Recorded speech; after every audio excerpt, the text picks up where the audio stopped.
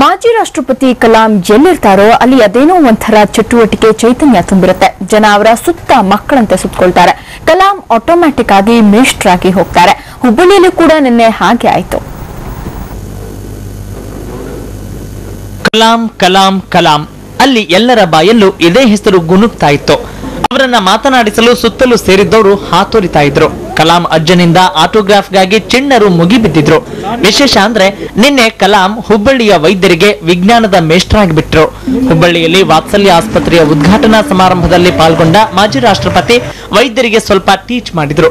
ವೈದ್ಯರೊಂದಿಗೆ ಸಂವಾದ ನಡೆಸಿದ ಅವರು ಜನರನ್ನ ಟ್ರೀಟ್ ಮಾಡೋದು ಹೇಗೆ, ಅವರನ್ನ ಪ್ರೀತಿಯಿಂದ ಆರೈಕೆ ಮಾಡೋದು ಹೇಗೆ ಅಂತ ಡಾಕ್ಟರ್ಗಳಿಗೆ ಸಣ್ಣ ಕ್ಲಾಸ್ ತಗೊಂಡ್ರು.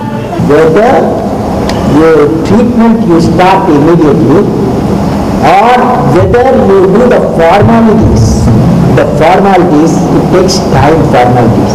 So first you have to, what the doctor meant was, the first you have to attend the disease and simultaneously you follow many procedures. What you have to go through, number of procedures, because it's a life saving.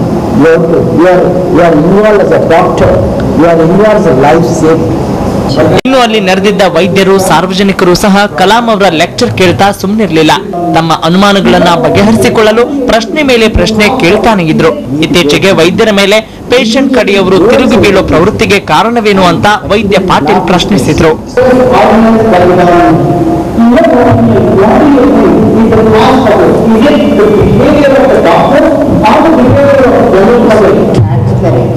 ಒಟ್ಟಾರೆ ಕಲಾಂ ಸಾಬ್ ತಮ್ಮ ಅನುಭವದ ಕುಲುಮೆಯಿಂದ ಬಂದ ಆಣೆಮುತ್ತುಗಳನ್ನ ಹುಬ್ಬಳ್ಳಿಯ ವೈದ್ಯರಿಗೆ ಹಂಚಿದ್ರು. ಹಿಂದೆ ಮುಂದೆ ನೋಡದೆ ನಿಷ್ಠುರವಾಗಿ ತಮಗನ್ನಿಸಿದ್ದನ್ನ ಹೇಳಿದ್ರು.